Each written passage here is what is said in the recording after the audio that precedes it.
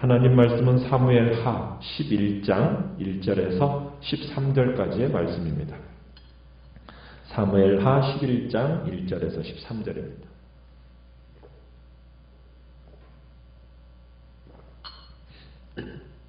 사무엘하 11장 1절입니다. 그 해가 돌아와 왕들이 출전할 때가 되매 다윗이 요압과 그에게 있는 그의 부하들과 온 이스라엘 군대를 보내니 그들이 암몬 자손을 멸하고 랍바를 에워쌌고 다윗은 예루살렘에 그대로 있더라.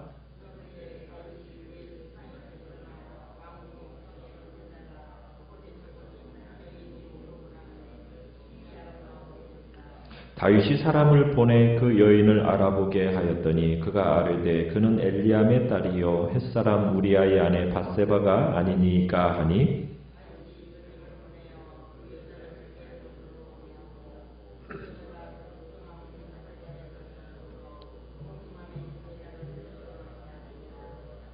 그 여인이 임신함에 사람을 보내 다윗에게 말하여 이르되 내가 임신하였나이다 하니라.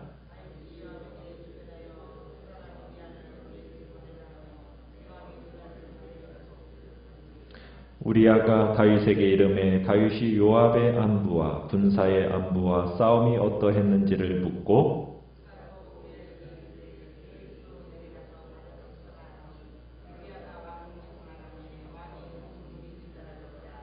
그러나 우리아는 집으로 내려가지 아니하고 왕궁 문에서 그의 주의 모든 부하들과 더불어 잔지라.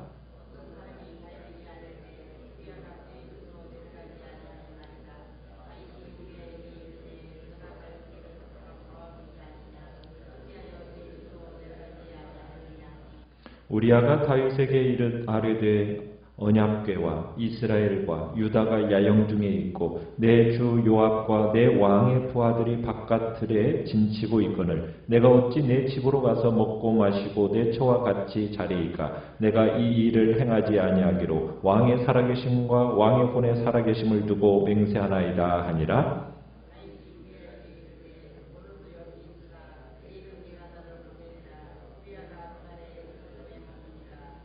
같이 읽습니다. 다윗이 그를 불러서 그로 그 앞에서 먹고 마시고 취하게 하니 저녁 때에 그가 나가서 그의 주의 부하들과 더불어 침상에 눕고 그의 집으로 내려가지 아니하니라. 아멘.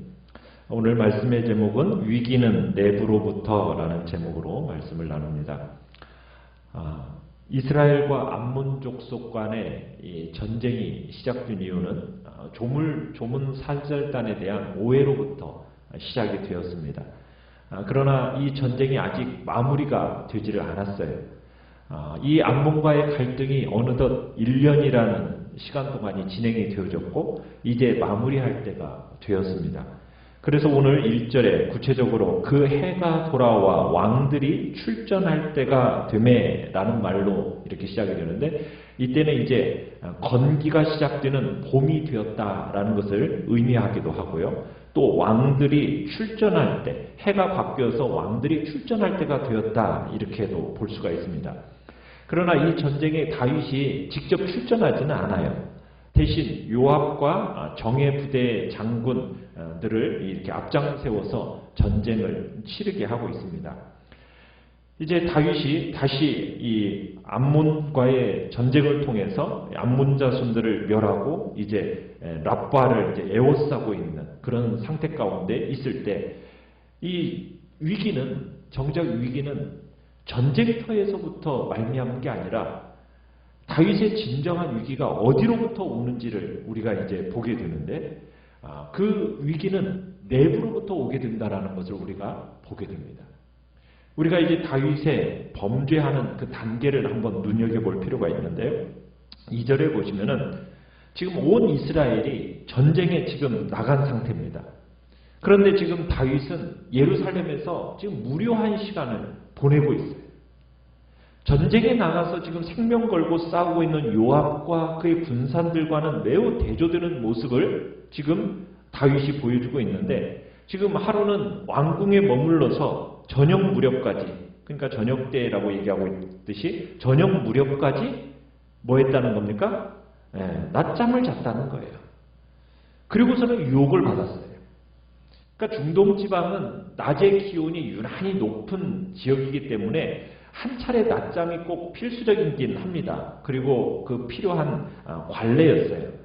그러나 지금 전쟁터에서 나가서 싸우며 고생하는 부하들을 생각할 때 지금 이 다윗이 낮잠 자고 있을 그런 상태는 아니라는 거죠. 어떻게 보면 이스라엘의 최고의 수장으로서 다윗의 정신 상태가 지금 얼마나 해이해져 있는가를 지금 그대로 보여주는 이런 장면이라고 볼 수가 있습니다. 자, 그렇게 늦게까지 저녁 무렵까지 낮잠을 잔 후에 이제 깨어서 다윗의 눈이 방황하기 시작합니다. 왕궁의 옥상을 이렇게 거닐다가 그만 한 여인이 목욕하고 있는 모습을 보게 돼요. 근데 그 모습이 아름답게 보여지는 겁니다. 그러니까 순간 이 다윗의 마음에 음욕이 불일 듯이 일어났어요. 만약 이런 때 다윗이 정상적인 상태였다면 어떻게 했겠습니까? 아유, 내가 잘못 볼 것 봤네 하고서는 못 볼 것을 봤다라는 마음으로 눈 감고서는 얼른 얼굴을 돌렸겠죠. 그런데 그 자리를 피하는 것이 옳았는데도 불구하고 그 심령이 이미 나태해져 있는 상태 가운데 있으니까 다윗이 그러지를 않은 겁니다. 그러면서 순간적인 그 음욕을 주체하지를 못하고 3절에 가보니까 어떻게 하고 있습니까? 그 여인의 신분을 알아보도록 사람을 보냅니다. 자, 사람을 보냈더니 그 사람이 뭐라고 답변을 하고 있습니까? 뭐라고 답변을? 그는 엘리암의 딸이요 햇사람 우리아의 아내 밧세바가 아니니까. 그러니까 답변을 하려면 이렇게 답변을 하는 게 옳겠죠. 우리아의 아내 밧세바입니다. 이렇게 대답을 해야 옳은 답변이잖아요. 그런데 밧세바가 아니니까 라는 어떤 그런 의문문적으로 이렇게 이 어법은 말도 안 됩니다. 이 여인은 손대서는 안 되는 대상이 아닙니까? 라는 그런 뉘앙스가 담겨있는 지금 답변입니다. 그러니까 다윗이 음흉한 마음을 품고 신상을 알아보도록 명한 여인은 다름 아닌 자기 생명 걸고 내놓고 나라의 안위를 정말 위해 싸우고 있는 충성스러운 장군의 아내, 우리아의 아내입니다. 함부로 손댈 여인이 아니다라는 그런 의도 속에서 답변을 한 거예요. 자, 그런데 다윗은 우리아의 아내인 것을 알면서도 어떻게 합니까? 4절에 보면 대놓고 사람을 보냅니다. 전령을 보내서 밧세바를 왕궁으로 데려오라고 명합니다. 그러니까 다윗이 사람을 보내서 밧세바를 데려왔다는 사실은 이 다윗의 간음 행위가 얼마나 고의적이고 계획적이었는지를 그대로 보여주는 겁니다. 그러니까 성경에서 밧세바가 지금 다윗을 처음 만났을 때 부정함을 깨끗게 하였다 이렇게 표현하고 있는데 이 부정함이라는 것은 성경에서 부정함이라는 것은 여인의 생리기간을 의미하는 거예요. 그런데 그 생리기간이 이제 맞춰지면서 이제 이렇게 씻은 것을 의미하는 목욕을 한 걸 의미하는 겁니다. 그러면서 이 다윗과 밧세바 간에 이제 동침이 이루어지게 돼요. 율법에 따르면 간음죄를 저지른 사람은 어떻게 하라고 되어 있습니까? 돌로 쳐 죽이라고 되어 있어요. 그러니까 지금 다윗은 지금 죽을 죄를 짓고 있는 겁니다. 자, 이렇게 이제 밧세바와 동침한 후에 다윗은 어떻게 하고 있습니까? 그 여자가 자기 집으로 돌아갔다. 무슨 얘기예요? 그녀를 자기 집으로 돌려보낸 거예요. 그러니까 다윗이 자기의 행위에 대해서 전혀 책임지지 않으려는 모습을 보여주고 있는 겁니다. 뭐 완전 범죄가 이루어진 것처럼 지금 그렇게 있는 거예요. 그런데 이제 시간이 좀 흘렀어요. 약 한 2달여 기간이 지났던 것 같아요. 근데 기막힌 보고가 돌아옵니다. 자, 그 보고는 무엇입니까? 다윗의 지은 이 죄가 밧세바의 뱃속에서 생명의 씨앗으로 남게 되었다는 거예요. 그러니까 아까 부정함을 깨끗하게 하였다라고 언급한 이유는 뭐냐면 이 여인이 임신한 것이 누구로 말미암아 되었다라는 것을 변증하는 겁니까? 다윗과의 관계 때문에 이루어졌다라는 것을 변증하기 위해서 앞부분에서 부정함을 씻었다는 얘기를 한 거예요. 그러니까 그 부정한 기간이 끝나고 나서 관계를 가졌기 때문에 이 임신이 되었다라는 것은 결국 다윗의 책임이라는 것을 명확하게 얘기하는 겁니다. 그래서 이 범죄라는 것은 반드시 결과를 가져온다라는 것을 우리에게 보여주고 있는 거죠. 자, 다윗의 이 죄가 점점 더 비열하고 무섭게 자라기 시작합니다. 사람이 한번 죄의 덫에 딱 걸리면은 그 죄를 덮기 위해서 계속 죄라는 것은 꼬리에 꼬리를 물게 되어 있어요. 다윗이 자신의 죄를 은폐하기 위해서 제일 먼저 한 일이 무엇입니까? 6절에 가보시면은 다윗이 이제 요압에게 기별을 보내가지고 밧세바의 남편인 우리야 장군에게 휴가 명령을 내리도록 합니다.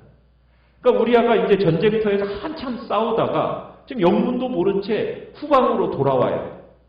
그리고는 이제 다윗이 7절에 보면 우리야에게 이제 묻는 거죠. 참 아무 일도 없었다는 듯이 우리야에게 요압의 안부도 묻고 또 군사들의 안부도 묻고 그리고 싸움터의 형편도 어떤지 이렇게 묻습니다.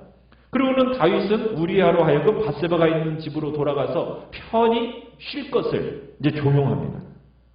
네 집으로 내려가서 발을 씻으라. 여기서 집으로 내려가서 발을 씻으라라는 의미는 고대 표현으로 하면 부부관계를 의미하는 거예요. 이제 전쟁에서 피곤해진 네 몸을 좀 씻고 쉬면서 마음껏 며칠간 이제 휘포 풀다가 가라. 이제 이런 얘기인 겁니다. 자, 그런데 우리야가 이제 왕 앞에서 물러나와서 어떻게 하고 있습니까? 음식을 이제 뒤에 이제 딸려 보냈어요. 그래서 어떻게 해서든지 이제 우리야와 이 밧세바의 다시 한번 동침을 통해서 자신의 범죄를 이렇게 숨기려고 하는 의도가 지금 이제 명백하게 드러나고 있는데 이 계획이 어떻게 되죠? 숲으로 돌아가 버려요. 왜요? 이 우리야가 집으로 안 간 거예요. 다윗의 종들과 함께 대궐 문간에 거기서 자고서는 집으로 내려가지 않는 겁니다. 전쟁터에 나가 있던 지금 우리야가 정말 쉽게 집으로 돌아가서 아내와 이렇게 함께 보낼 거라고 생각했던 다윗의 기대와는 전혀 다르게 이 우리야의 인격이 굉장히 고결함을 보여주고 있는 겁니다. 자, 그래가지고는 이 다윗이 초조해졌잖아요. 그러니까 또 우리야를 부릅니다. 그러면서 너는 왜 이렇게 먼 원정에서 돌아왔는데 왜 집으로 돌아가지 않았느냐 하면서 이유를 물어요. 그랬더니 우리야가 뭐라고 답변을 합니까? 11절에 언약궤와 이스라엘과 유다가 야영 중에 있고 내 주 요압과 내 왕의 부하들이 바깥들에 진치고 있는데 내가 어떻게 내 집으로 가서 먹고 마시면서 내 처와 같이 잠자리를 할 수 있겠습니까? 내가 이 일을 행하지 않기로 왕의 살아계심과 왕의 혼에 사람의 계심을 두고 맹세하였습니다. 이렇게 이제 답변을 하는 거예요. 참 우리야의 이 고백은요 정말 경건합니다. 다윗의 의도와 비교가 되죠. 그래서 이 비교적인 차원에서 이런 표현을 이렇게 여기다 집어넣었다는 얘기도 해요. 그러니까 어떻게 보면은 다윗은 정통 유대인입니다. 이스라엘의 왕입니다. 그런데 지금 하고 있는 짓은 뭐예요? 더없이 비열한, 정말 비열할 수 없을 정도로, 이렇게 비열할 수 없을 정도로 바닥까지 내려간 모습을 보인다면 그 반면에 우리야는 정통 이스라엘 사람이 아니에요. 뭐라고 얘기하고 있습니까? 우리야는 어느 사람이라고 얘기하고 있어요? 햇사람이라고 했어요. 햇사람. 이방 사람인데 유대로 편입된 사람이에요. 자, 그런데 다윗의 부하이면서도 신비로울 정도로 경건했던 사람이 바로 이 우리야였던 겁니다. 우리야의 위대성은 11절에 보면은 언약궤라는 이야기를 통해서 참 우리야가 언약궤를 언급할 정도로 하나님에 대한 신실한 믿음의 사람이었다라는 것을 우리에게 보여주고 있죠. 또 두 번째로는 상관인 그 요압, 다윗의 여러 신하들을 언급하면서 충성심, 상관에 대한 충성심과 동료들에 대한 어떤 동료애가 남달랐다라는 것을 보여주고 있습니다. 그러니까 전쟁터에서 정말 자기의 동료들은 고생하면서 싸우고 있는데 자기 혼자 뒤에 후방에서 이렇게 아내와 편안한 시간을 보낼 수 없다. 참 애국자 중에 애국자요, 군인 중에 군인이라고 볼 수가 있는 겁니다. 참 다윗의 모습과 어떻게 보면 너무 극렬하게 대조되는 모습으로 우리야의 모습이 나타나고 있는 겁니다. 다윗의 음모가 어떻게 보면 우리야 장군의 이 뛰어난 인격성 때문에 이루어지지 않게 된 겁니다. 그러자 이제 궁궐이 또 바쁘게 돌아가기 시작해요. 13절에 보면은 어떻게 합니까? 이제는 우리아를 불러다가 진탕 술을 먹입니다. 왜? 술을 먹여서 사람의 분별력이 마비가 되면은 그 술의 힘을 빌려가지고 우리아가 또 마음이 동해가지고 그래 하룻밤쯤 들렀다가 오지 않을까 이렇게 이제 의인을 한 겁니다. 그런데 이것도 뜻대로 돼야 안 돼요? 안 돼요. 정말 그 마음이 정말 견고한 사람인 거죠. 다윗 우리아의 마음을 이 술로도 돌릴 수가 없었던 거예요. 그러니까 우리아가 이 다윗의 사악함을 더 두드러지게 이렇게 드러내는 어떤 대조적인 그림을 지금 보여주고 있는 겁니다. 자신의 죄를 어떻게 해서든지 숨기려고 하는 그 의도 하나를 달성하기 위해서 막 우리아의 그 절세 충신이라는 사실도 안중에 안 들어오는 거예요. 어떻게 해서든지 지금 자기 죄만 덮으려고 하는 다윗의 모습입니다. 참 다윗의 모습을 매우 추하게 그리고 있죠. 정말 위대한 이스라엘의 왕, 정말 어떻게까지 추악한 모습이 될 수 있는지를 우리에게 지금 보여주고 있습니다. 여러분, 그런데 지금 이 시기가 어떤 시기에 이런 일이 일어나고 있는지 아십니까? 다윗의 인생에 있어서 황금기입니다. 모든 이제 주변들이 다 안정이 되어지는 그런 시기에 죄의 유혹은 오게 되는 거예요. 정치적으로도 안정이 되어지고 군사적으로도 안정이 되어지면서 이제 전성기를 구가하는 바로 그때 유혹의 덫에 걸려지게 되는 거예요. 유혹이라는 것은 언제 찾아오느냐? 잘 될 때 찾아와요. 인생의 황금기에 유혹이라는 것은 느닷없이 찾아오는 게 되는 거죠. 하나님이 주셨을 때 그걸 잘 관리해야 됩니다. 그런데 모든 것을 주신 까닭으로 인해서 오히려 그때 넘어지는 경우들을 우리는 허다하게 보는 거예요. 그래서 선줄로 생각하는 자는 넘어질까 조심하라고 성경은 얘기하고 있는 거죠. 그래서 우리는 오히려 어떤 때 스스로 정말 자각해야 되냐면 모든 것들이 형통하게 잘 풀려나가고 이제 내가 됐다, 이제는 섰다 하는 그 순간이 바로 마귀의 강력한 유혹의 때라는 걸 우리는 기억해야 되는 겁니다. 그래서 늘 마귀로 틈못하게 깨어 있어야 돼요. 모든 일이 잘 되어 나갈 바로 그때가 조심해야 될 때라는 것을 우리로 하여금 상기시켜주고 있는 겁니다. 어떻게 보면은 다윗이 우리아에게 막 대우하는 것이 막 부하를 사랑하는 마음으로 다른 사람들의 눈에는 비춰질지 몰라요. 그런데 실제로는 자기 죄를 감추려고 하는 수단과 방법을 가리지 않고 하고 있는 모습이었다는 것을 우리는 보게 됩니다. 여기서 보게 되는 것도 뭐냐면 죄악이라는 것은요, 한번 딱 죄를 범하잖아요. 그걸 그 즉시 회개하지 않으면 죄악은 또 다른 죄악을 낳게 되어 있다는 거예요.